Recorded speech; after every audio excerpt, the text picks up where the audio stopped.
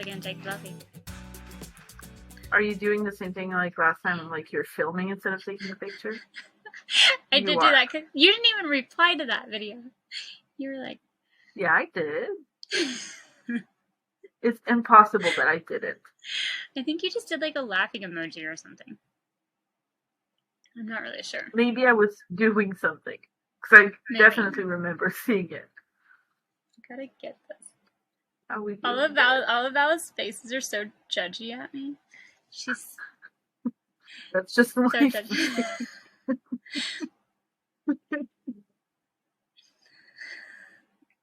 Okay, one of those over. Is it good? Those are cute. Okay, they're sideways. Okay. So, hey, hi everyone. Welcome to Murders Across Borders. This is Val. And Kate. And Buster's on the floor. Turn. It is my turn, guys. Okay, so I have a shorter case this week. Which is good because it's 11:30 p.m. It wasn't supposed to be this short, but I was like, whatever. I don't have all the really cool background that Val does, because Val has always like the cool, like, what music was popular at that time, so I'm not on that level yet. Sorry. Google 2016 songs. Quick, Google. Yeah, quickly. Let's Google it. Are we gonna Google that real fast? Top songs in 2016.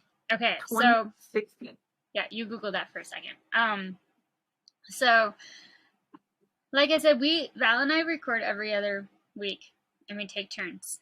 And so I'm always like, oh, I have 2 more weeks before my case. And then I wrote this last night at 11 o'clock at night. Right now we're big on like using space heaters at our house instead of turning on our heater. And so it's been like 42 degrees in the house. And then, so like Monday night I was going to work on it, but it was so freaking cold I couldn't feel my fingers. And so I just hid underneath the blankets and I was like, I don't want to type. Granted, okay, we had the money, we could turn on the heaters if we wanted, and our pipes are not going to freeze. It's not that cold in our house, but it's cold to type. So I was like, yesterday I just stayed at the school and sat down and typed it all out. And luckily I picked a case that really actually was a short case and not one that like has a million layers. It's like, oh, and then this, and then this. I mean, I'm sure there's more to it, but this is what I found at least. Do you want the top 5 songs from 2016? Yes, please. Okay. Give it to us. Love Yourself by Justin Bieber. Sorry by Justin Bieber. It's 2016. That's crazy. One Dance by Drake. Work by Rihanna. Song that I listened to way too much when it came out. And Stressed Out by 21 Pilot. Song that I still listen to on a daily basis today. Okay. I have to tell a quick story about the Love Yourself song by Justin Bieber. I'll never live this down. So what is it like that if you love yourself, I don't remember how that... You can go and love yourself. Yeah. Okay, so that song came... I was working in Valley Center when that song came out in Kansas, and I remember I was like... It was really popular and on the radio all the time around the same car. Our car got stolen, and so... I think you knew about that. Our car got stolen from our parking lot at our apartment, and so we were dealing with all the car stolenness, and then the car got returned, and so, no, it didn't get returned. It got dumped at a Burger King next to another stolen car. Anyway, so we were dealing with all that, and I was, like, playing phone tag with the cops about, like, what was, I don't know, I had to call the cops for something dealing with it. And so I left a voicemail with the cop, and then I, like, hung up, and then I'm, like, sitting in my car just, like, singing really loudly to the refrain of If You Love the Love Yourself song by Justin Bieber. Now I don't remember the refrain. So I'm just, like, singing it, like, really loud and horribly. I don't sing good like Val does. Val's the karaoke queen. I am not. I can't sing. So I'm just singing along to Justin Bieber when, like, and I sang for a good, like, 30 seconds along with Justin Bieber, and I hear this, if you're happy with your recording, you may hang up. And I was like,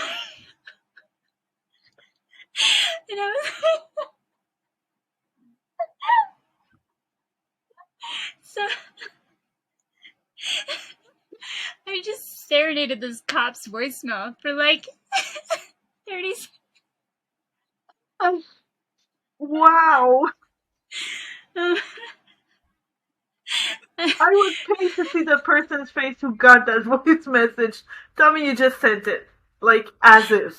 I did. I didn't know how to I didn't know how to do the whole delete and so I just hung up really fast. And I was just like, oh fuck. So some cops got to just listen to this voicemail of me. I'm gonna cry. It's a great story. Good night, everyone. I don't need anything else. So, just when you said that song, it just instantly triggered my karaoke moment of. I was so mortified. I was just like, oh my god. So then in my panic, I literally called back and left a voicemail, and I was like, you did not. I was like, I'm pretty. If I remember right, I called back and I was like, left another voicemail, and I was just like, I was like, sorry, disregard that. I thought I hung up, and I didn't. So I was like, hope you enjoyed that that last voicemail. And then I don't even know what I would have said in an apology follow-up voicemail. I'm sure they got even more of a kick out of the fact that I you called back to apologize. It was so bad. Oh my god, I was so mortified. And I cannot sing, I'm telling you. But it was playing in my car, and I was just feeling it. And I was just blasting along to that. And it's such good lyrics too. I mean, it's Justin Bieber. What was it? It was that, where's the phrase? If you like the way you look that much, baby, you should go and love yourself. And if you think that I'm still holding on to something, you should go and love yourself. So just imagine all the cops at the station getting this voicemail. I'm sure that got shared around. Part of me is maybe it didn't actually record and it hung up because it didn't actually even go through it all because I went to the end and I didn't push the right button, so maybe it just didn't send. Maybe. Or maybe the cops got a nice kick out of that. But I was just, oh my god, that moment that it was if you're happy with the recording, I was almost oh fuck. But yeah, I didn't know how to delete it. But you didn't know that's where that was going with. Nope. So there's your fun fact, and I'm really glad now that Val looked up the top songs of 2016 because she got to hear about that little gem of a song. My little story. Wow. There's my mortifying story, guys. That was well. Do you want a mortifying story? We'll get to your case. Do you want a mortifying story from me? Don't drink because you're gonna laugh, and it's extremely embarrassing. So, January 2020, I don't know, the second week of January, I'm flying to go visit Sean, and I brought, clothes and things that couples use. And, I figured it's going to be in my luggage. Nobody cares. They're not going to see my face next to it.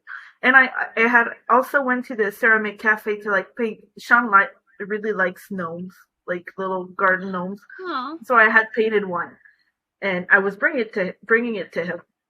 And so I get to the airport, and because in January 2020 there was a World War III threat, or there was a lot of TH for me, they were opening everyone's luggage. Everyone. And I'm like, I have a lot of sex toys in this. You're not going to do this to me. So the person starts opening, and it's my flight was at 8, so I had to be because it's international, I had to be at the airport at 5, so it's at most 5:30 in the morning, and you're opening my luggage with all my sex toys, opening all the boxes to make sure, I guess there's no drugs in it, and I'm just I want to die. Kill me right now. People are just giving me, everyone in the airport saw. But the guy going through my luggage is what's this guarding gnome? is it like, can I open it? And it's like, just don't break it, because I made. He was really suspicious of the garden gnome, but all my fucking sex toys were on the table for everyone on the planet to see. So there you go.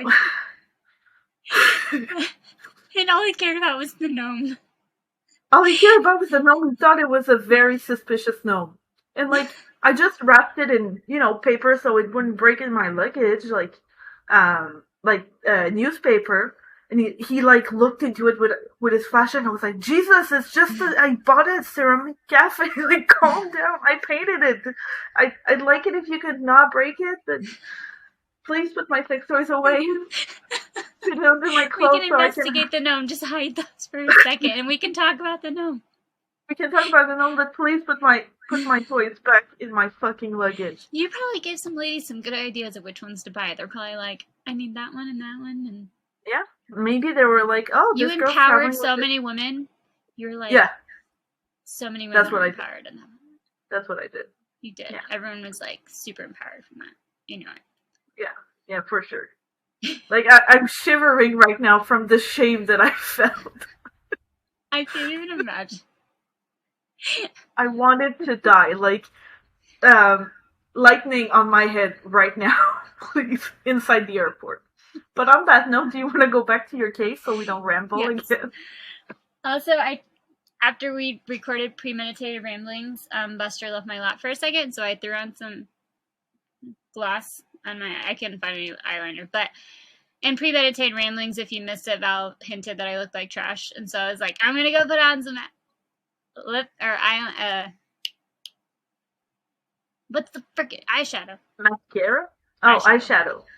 But just enough to make my. It was enough to make my eyes not look quite as like deathly as they did in the last episode. Val did. She called me trash, guys. So this may be our last episode. We'll see. I'm just kidding.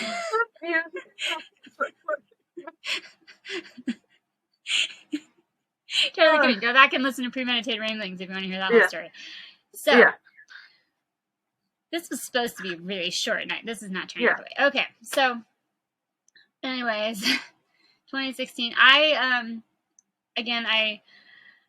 had to do this case because I'm going to the dentist on Friday, and I hate the dentist with a passion. Which reminds me, I need to make sure that they put in my prescription for Valium, because I'm supposed to get like a Valium tomorrow night and a Valium Friday morning. I don't know why I have to do one Thursday night, but they're like, you take one Thursday night and then you also take one Friday morning. So I'm supposed to be all doped up on Valium, which means I can't help drive to Wichita, because I'm getting the Valium on Friday and the laughing gas. So I'm hoping I will be as unconscious as possible. I've never gone to this dentist for dental work, so I'm hoping they're good. I don't know. Crossing my fingers. They got to be better than the other place. The other place wouldn't even give me drugs or laughing gas. So I'm getting 2 cavity fillings in the crown. Same day crown. Okay. Anyway, so I was like, while I was researching dentists, though, I was like trying to find dentists in Colorado, and all of a sudden it came up with this case, and I was like, oh, that's perfect for the week I'm going to the dentist. So I got to do the dentist case, because in honor of going to the dentist on Friday and being extremely traumatized about going to the dentist. I have literal panic attacks where I like freeze and cry, and I just like, I want to die rather than go to the dentist. Like, I'm like so freaking terrified of the dentist and my panic. So here's my dental case that I came up with when I was researching Colorado dentists. So perfect for a podcast person, a murder podcast. Buster keeps wanting to go out, so I'm going to try and keep him with me. You guys stay here with me. Okay, so Bianca and Lawrence Rudolph. Hopefully Val has not heard this one before. Buster wants to join us. Hey, bud. How you doing? So, Bianca and Lawrence Rudolph. I don't have a whole lot of background about Bianca or Lawrence, so this will be a shorter one. Sorry, guys. So, little synopsis. Lawrence, Buster's just like crawling all over the table right now. Lawrence is a wealthy dentist worth millions living in Phoenix, Arizona. Apparently a really big dentist. I didn't realize dentists made that much money. I mean, I guess I did, but he's multi-millionaire living in Phoenix, Arizona. He had a dental practice in Pittsburgh, Pennsylvania that was valued at $10 million. Again, I don't know how his dental That's a really... What am I doing with my life? Right? $10 million dental practice. So in 2012, Bianca and Lawrence moved from Pennsylvania to Arizona. And Rudolph kept his dental practice in Pennsylvania, and he would commute back and forth from his Phoenix home. Okay, I Googled the commute. It's a 30-hour drive and at least a 5-hour flight. So he's pretty dedicated to keeping his Pittsburgh location. So, yeah, that's a big commute, guys. So if you complain about your, 45-minute hour commute, this guy commutes 5 hours a day. I don't know how often he went back there, but I also saw something... Say that again. He's in Phoenix, Arizona, and the other is in... So his dental practice... Pennsylvania? Yeah, so he would still, commute back and forth sometimes. I don't know how often, and if it was more, to check in on things, or if he was, actively practicing there, but he also... I didn't find all the information about if he, still had a practice in Arizona. Obviously, I did not do as good of research as I should have. But anyway, so he's a famous, wealthy dentist living in Arizona. So Lawrence is... In 2016, Lawrence is 67 and Bianca, his wife, is 56. They have 2 adult children. They love big game hunting, and they were both really skilled hunters. Personally, can't lay this out here right now, I hate big game hunting, and I think it's, super sad, and, hate the idea of people just going on these safaris and killing animals that are living wild and free on the safari, out in the savannah. And so... sad. I don't like that. So they were big hunters, both Bianca and Lawrence. So both skilled in shotguns and rifles and weapons. So they would travel frequently to different countries for hunts, especially to Zambia for big game hunting safaris. And so during their 34-year marriage, they had hunted big game all over the world. And so they were both involved in the hunting. So they were both big on it. So in September 2016, the couple traveled to Zambia, where Bianca was determined to add a leopard to her collection of animal trophies. Why can't you just let the leopard run free? I don't know. But Bianca really wanted a leopard. And so they went to go get her leopard. And so they traveled with 2 guns for their hunt, a Remington 375 rifle and a Browning 12-gauge shotgun.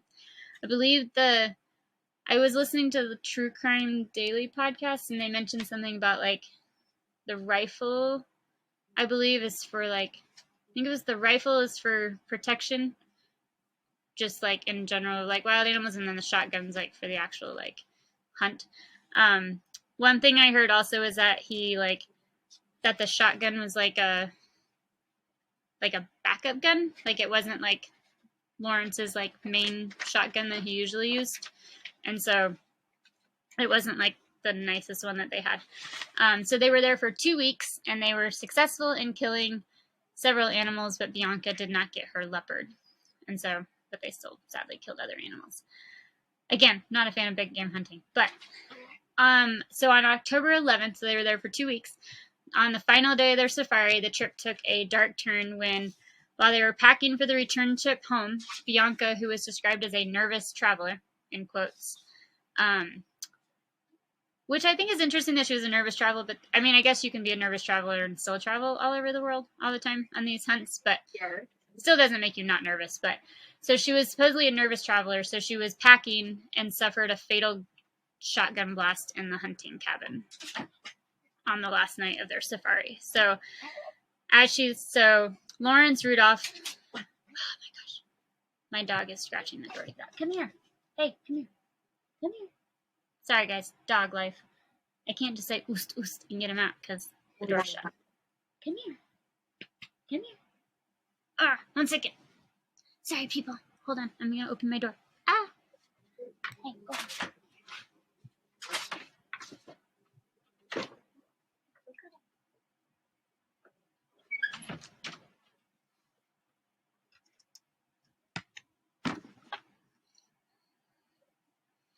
Sorry, dog mom life. Oh my god. What are you doing? You just wanted out so badly. What? He's back. Go. Sorry. I'm in the middle of this. You couldn't have done this while we were talking. Slow down, James. He just keeps coming back in. I'm going just shut my door.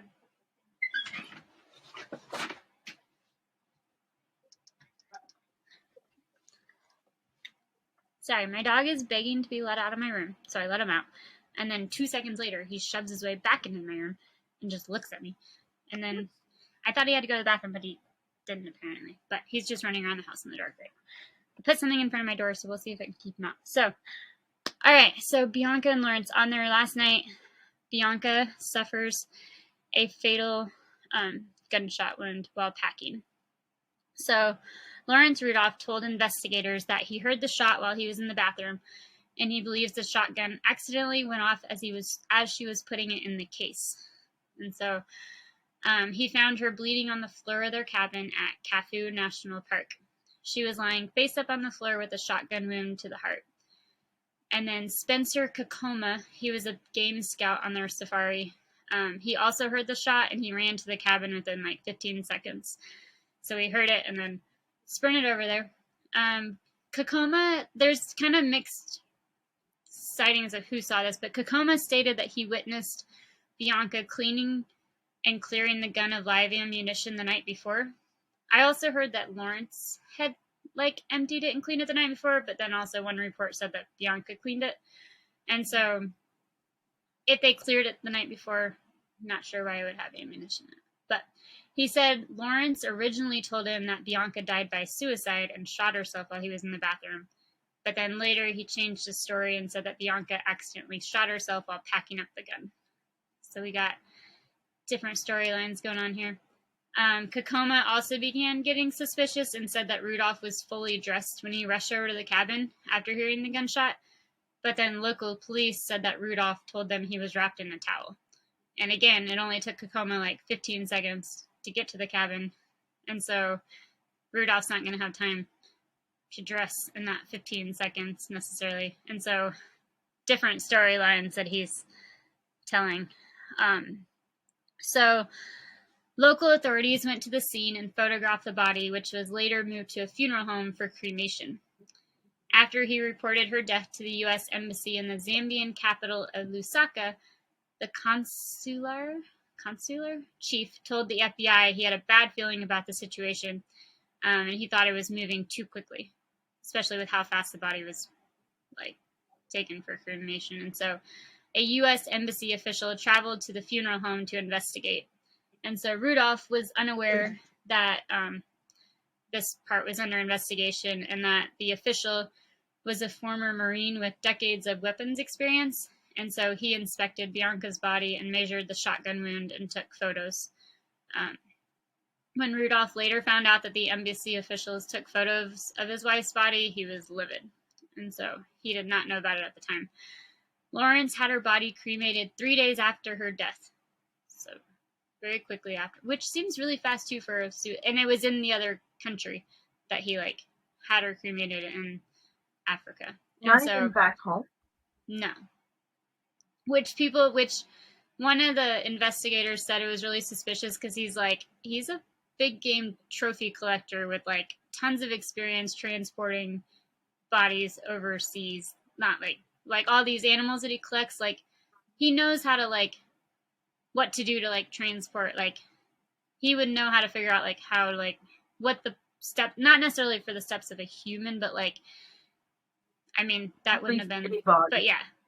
So he so he had her cremated, and then so Rudolph initially told the consular chief that his wife may have died by suicide, but then an investigation by Zambian law enforcement ruled it an accidental discharge. They concluded that the firearm was loaded from the previous hunting activities and normal safety precautions were not taken, causing it to accidentally fire in the fatal incident. And so, but again, we think that they'd cleaned it the night before. And they've been on several hunting expeditions, so they're not inexperienced gun owners. And also, if you're traveling with the weapon, you're usually going to have it unloaded before you pack it to put on the plane. So not long after this, the FBI received some tips from Bianca's friend. Go Bianca, always have those cool friends that know you. So Lawrence's story was possibly suspicious, but they weren't sure yet. There were just kind of some questions being asked.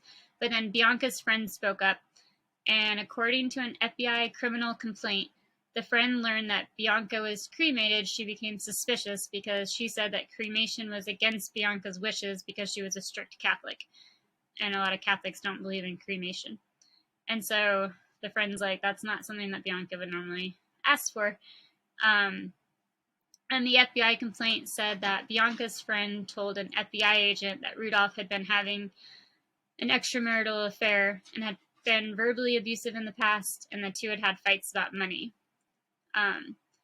So again, let's see. And then in a document filed by Lawrence Rudolph's attorneys, they claim that Bianca's will expressly directed cremation and that she knew about her husband's affair, so it would not have been a motive for murder. So again, we got two sides going on. But apparently it said in her will that she wanted it, but I don't know if that's true. And so Bianca's friend told the FBI agent that Larry was never going to divorce her because he doesn't want to lose his money to her, and that she's never going to divorce him because of her Catholicism. And so they're just going to and again, he's a multimillionaire, so he didn't want to give up some of his money for her. So at Bianca's funeral on October 22nd, family and friends were surprised that there was no Catholic mass or large gathering, which is also surprising for a Catholic funeral. And then whenever Larry was asked how his wife died, prosecutors said that he would always use the same clinical phrase that he used with the life insurers and said, accidental discharge of a firearm. So that's how he would always tell people. It was just very strict lingo so that he wouldn't get in trouble with the insurance companies. Not suspicious. Yeah, At all. not suspicious at all. And the whole cremation right after, and then the small funeral. It's always the husband. Right? But then his two adult children are, I don't know about still today, but they were very confident that their father did not kill their mother, and they signed affidavits in his support and were standing by their father throughout the whole situation. And so Rudolph's then girlfriend worked as a manager at his dental practice near Pittsburgh, which I think is possibly the reason he kept the dental practice office. Not for sure. She was the manager at it, and then she told a former employee that she had been dating him for 15 to 20 years. And then the employee told the FBI that the employee said that the girlfriend told her she gave Rudolph an ultimatum of 1 year to sell his dental offices and leave his wife. 3 months after Bianca's death, the girlfriend moved in with him, and then they tried to buy another home in their subdivision for $3.5 million. 3 months again is also really fast, but so she moved in with him, and then so Mary Funagiti, she's a former federal prosecutor and CBS News consultant. She said that Bianca's friend was vital in opening a Pandora's box as to why Lawrence Rudolph would want to kill his wife. So if it wasn't for Bianca, who knows how much of this would have gotten investigated. So go, Bianca, you're awesome. So within a month of returning to the United States, the FBI says Rudolph started filing claims on his wife's life insurance and accidental death insurance policies, worth almost $5 million. And then, so like I said, one of the podcasts that I listened to said something about the shotgun wasn't one of his best shotguns. It was a not as fancy one. So it said a few days after returning to Phoenix, he put the shotgun in his garage, not wanting to look at it. Then in 2018, as he was preparing to sell his house and he found out the FBI was investigating his wife's death, he took the gun apart and put it into 2 cardboard boxes and paid a man cash to haul it away along with other trash. Again, not suspicious. So now he's disposing of the shotgun, which is why they think he right? Well, which is why they also think he used a shotgun that he wasn't super sentimental about, and it wasn't his favorite, because it was one that he'd be able to didn't feel bad about ditching later.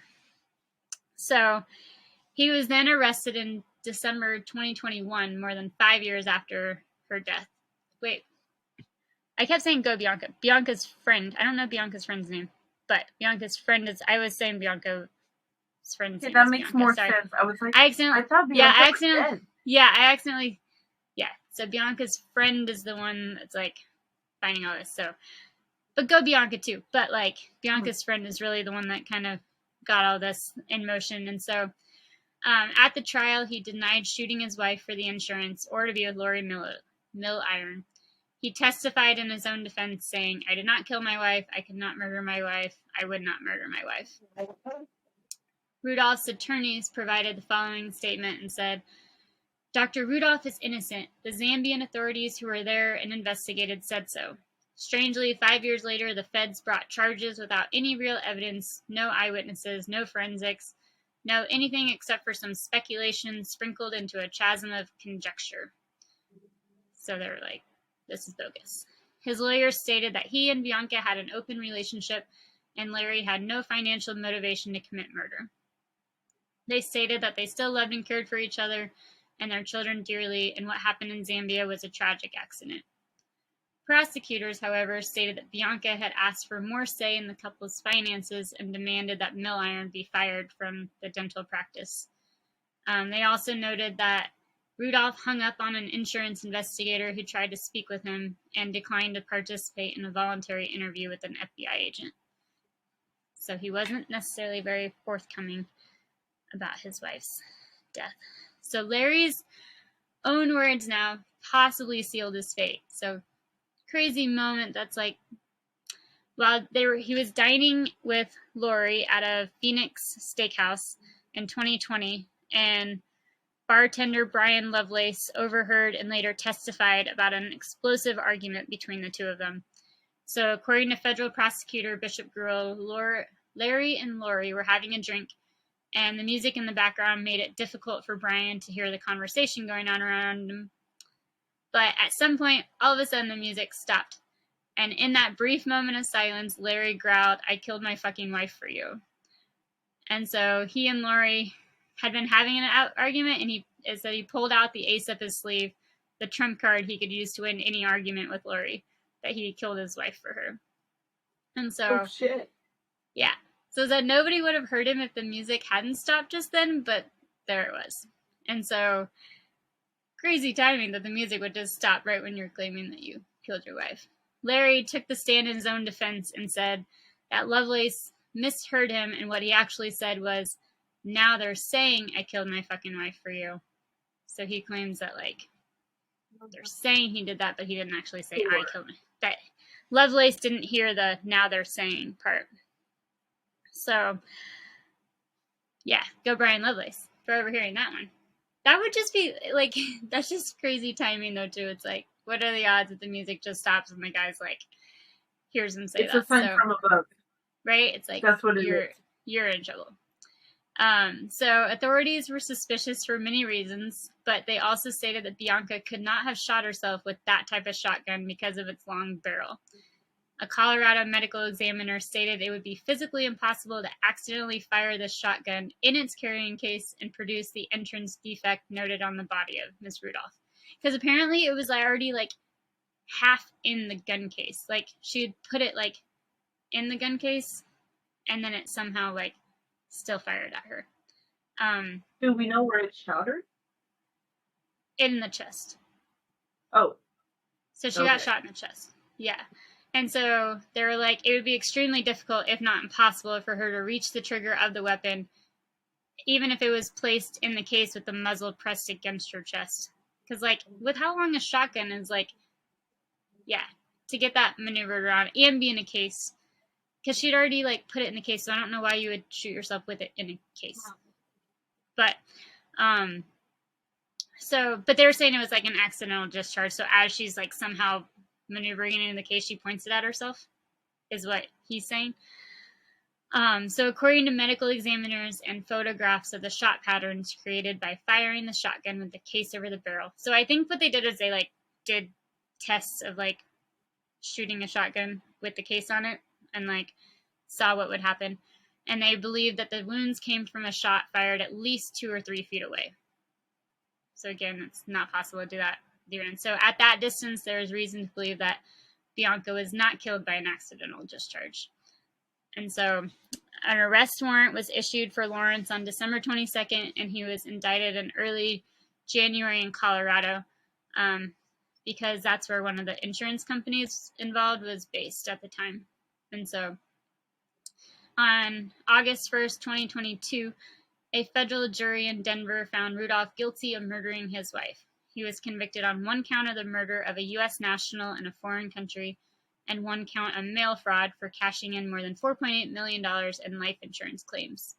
And then they also found Lori Milliron, his longtime lover and the executive administrator of his dental offices, guilty on charges of being an accessory after the fact to the murder, obstruction of justice, and 2 counts of perjury before the grand jury. And the perjury was because she had stated in court that she was given cash payments to her by Lawrence, but it was because he was generous and not because she was his girlfriend. And so that's why she was getting paid. And she told the grand jury that Rudolph said he was irritated by the investigation because he was probably innocent. Which I thought that was interesting that they said the probably innocent part. Like, he was irritated because he was probably, or maybe she's saying that he was, I don't know. So apparently he said he was innocent because he was probably innocent. And so he's going to be sentenced on February 1st, 2023, and Milliron will be sentenced on February 8th, 2023. So it hasn't happened yet. No, so I guess I didn't realize that the sentencing happens like that late after their sentenced to be guilty. And so that's my short and sweet case of, I've done 2 in a row now of husbands saying that their wives committed suicide. It's always the husband. Yeah. And so, yeah, that one was just interesting too, because I literally was just Googling dentist, and I'm like, dentist shoots wife and is convicted of her murder. And I was like, that's what I wanted to find when I was looking for dentists. That's what you need to know. That's what I needed to know. So, crazy big game safari. I don't know how we thought he was going to get away with that with the shotgun. You can't even make that look. I think he thought since it was in Zambia, he could get away with it. And that's why he was so mad when they sent investigators to photograph the body and how the gunshot wound happened, because he didn't think about them investigating it that closely. Mm-hmm. And so he thought he would get away with it, but nope. And he's not young, so it's kind of pointless almost that he's gonna go to prison. I know, because he's already 7. I mean, he was 67 at the time, so now he's so he's 72, 73. Yeah, at least, because that was he was sentenced 5 years afterwards, and so yeah. Wow. Pretty crazy, but always the fucking husband. I know. I'm telling you. Crazy. And it sounds like he was really bad at staging this whole thing, though, too. I'm like, why would you put the gun back in why would it be in the case and all that stuff? So, the whole thing is just, you didn't think that through very much, buddy. But, no. Yeah. So, there's my dental safari case. Wow. But, yeah. And it's further from Kansas. It is further from Kansas. And so, it involves Pennsylvania and Arizona and Colorado and Zambia. So, wow. Yeah. So there you go. Short and sweet one, but I feel like there's another murder story with a dentist, but I can't think of it. I'm pretty sure it's my favorite murder that covered it.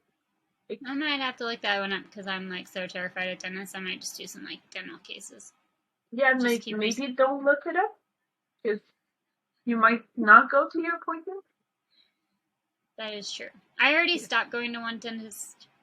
Side note, I stopped going to one dentist because I shouldn't say this on here, but one of the dentists that I was going to, was a jock in my high school. That, he just randomly, started, they didn't ask me if I wanted him to be my dentist. He just kind of, was added to the practice, and then they were like, he's going to see you today.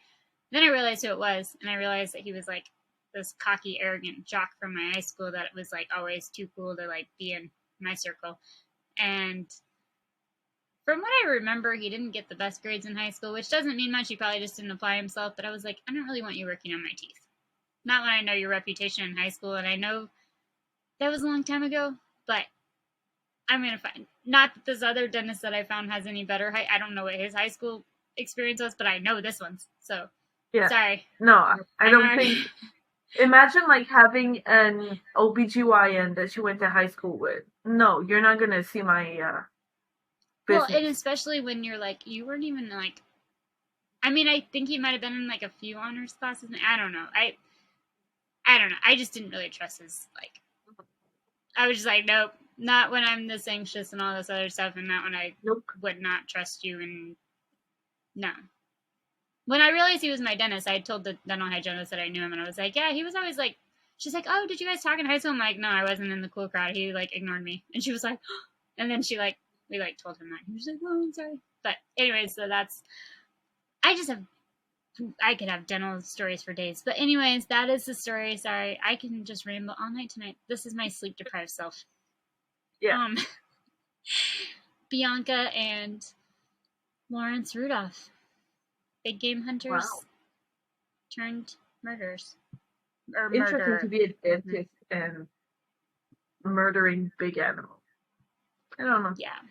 I think it's because he had so much money, and those safaris cost a lot of money. Because then they Yeah. hire their guides, and they're like, those expeditions aren't cheap to go on those safaris. And so just leave the animals alone. You Yeah, don't need just them leave hanging on them your alone. wall. Nope. You don't need them hanging up. But Nope.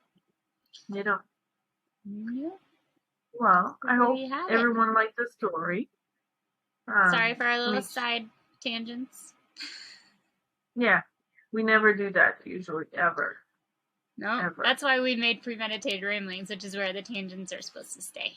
And this is supposed Yeah. to be focused on the case, but we wouldn't be us if we didn't have tangents still No, exactly. in our episode. As usual, make sure to follow on Instagram at Murders Across Borders, Facebook as MAB Podcast, YouTube Murders Across Borders, and follow us on your favorite podcasting platform. Mine is We're on all of Stitcher, them. but yeah, we're on Spotify. That's always where I check if the episode uploaded correctly, because it usually And I shows always up get like the notification on Good Pods, and I get Good Pods pops up. I could turn on the notification on Spotify, but I have it turned on Good Pods, and so that's a easy way to get notifications. And then you can leave comments on there and rate it and stuff. But I always see it, and then I'm like, shit, Val was like doing all this work on our podcast, and I'm sitting here doing nothing, and Val just uploaded our podcast episode. So I get my little moment of guilt when the podcast says like new episode uploaded. I'm like, You post on social media. I don't do that. one time. I don't post right now. You do way more than I do. I'm gonna get better at it. But I try. I'm gonna try and start doing the YouTube side of things. So yeah, we're a good team. We're a good team. Yeah, absolutely. You can follow me on Instagram and recently TikTok at a grammar nerd. If you're obsessed with cleaning videos like I am, I'm gonna make more. Check out Val's cleaning videos. I'm gonna start watching those, and then I'm gonna look at my messy house and be like. And also, fun backstory, because like it's just gonna be a story for all of you. But I'm starting to choose like the music because I'm still an emo kid. It's funny because I wasn't really an emo kid in high school, but I definitely was. I definitely am now, and so I'm trying to plug my cleaning videos with music that I actually listen to now. So like, That's awesome. Mm-hmm. You need to also get those shoes and start cleaning in those videos. The shoes? And the shoes that you sent me. Oh my fucking god, I'm obsessed with those shoes. Like, I want to buy them, but I don't need them. But I dream about them. Okay, what's the brand? They're They're DC shoes. Like, I've been we're never wearing gonna get sponsored by another name. DC shoes. They look super comfortable. Are they comfy? They are. And I have to wear, what's the word? Orthotics? Because I have flat feet. And I can wear them in DC shoes. They look comfy, and they're like black with neon colors, guys. Those are like, I always tell people my favorite color is teal or turquoise, but actually, like, my real favorite color is like black with like neon colors on top. So like black with like neon pink, neon orange, neon green. That's my real true color. It's like black with neon. Yeah, something like that. Yeah, and those shoes look sweet. I was like, I've never worn them before, but I would wear those ones. Yeah, I might order them. We'll see. You should. You should. And then Yeah. wear them in your TikTok videos, and then you can like put a foot up on the table while we record our podcast and just be like, wear them on your hands. Sponsor us, DC. Been wearing your shoes. Like, right now, I literally have 2 pairs of skate shoes and 2 pairs of boots. Well, the boots, the winter boots were for Sean, but they're too small for him. So they're too big for me, but I can still wear them. At least we didn't waste $300. You need one more pair. Yeah, I do. So, DC Shoes, that loves you. She's gonna get those neon ones. Yeah. And your social handles?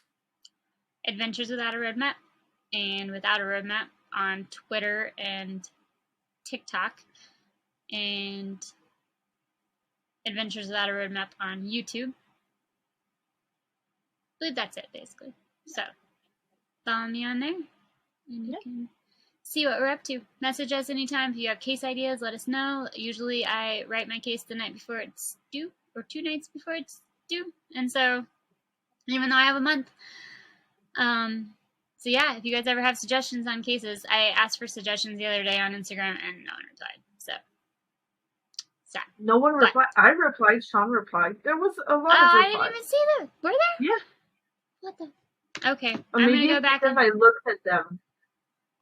But Pain and Gain, I'm at the point where I'm gonna go buy the DVD on Amazon and ship it to you.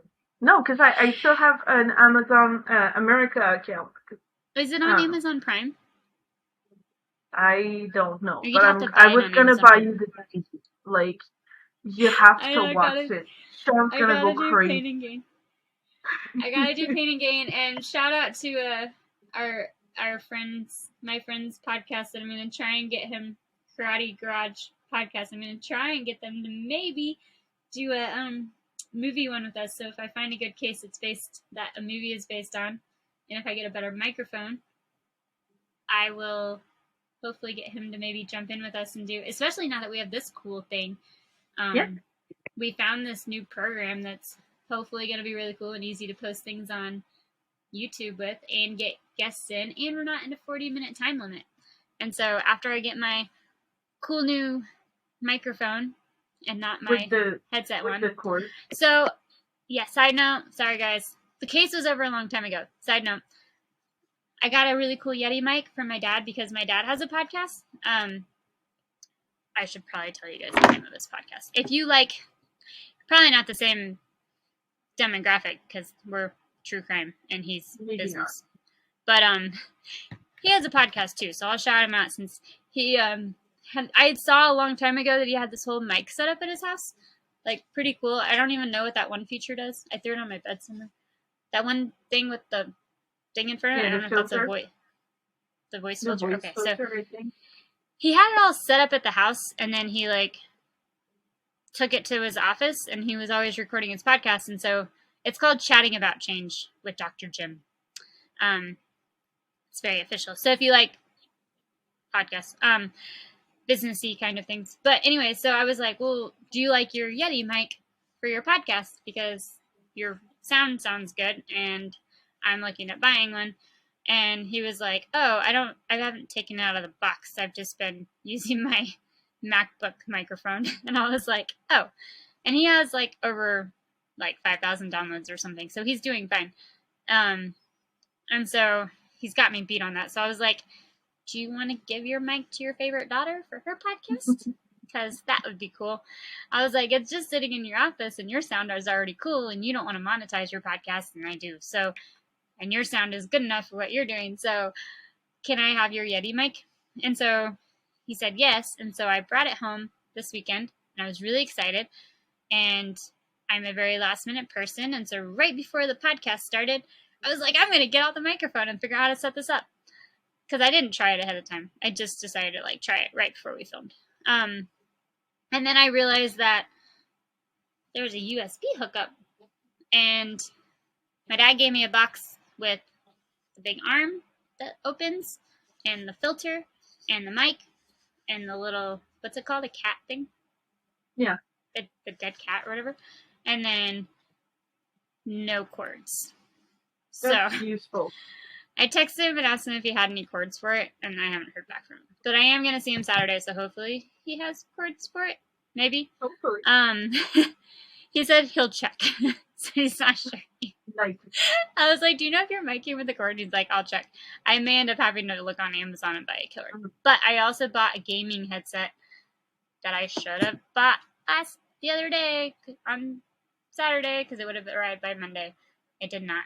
So I ordered it. So next week you may see me in this cool lime green headset thing, which I heard the microphone's really good on that too. So we will see how that works, and then we can maybe get my friend to guest star with us on the Karate in the Garage podcast. So if you like movie podcasts, you can check out his. He also gave us the name Premeditated Ramblings. And we met because of churches. And so it's pretty awesome. I love how churches has brought so many cool people together. So yay for social media. That's it. That's my rambling. Okay. That's my microphone story. Our case was over 20 minutes ago. I was like, we did really good. We're done at 40 minutes. Now it's 50 because I can't shut up. Now it's 50. I deal with fourth graders all day.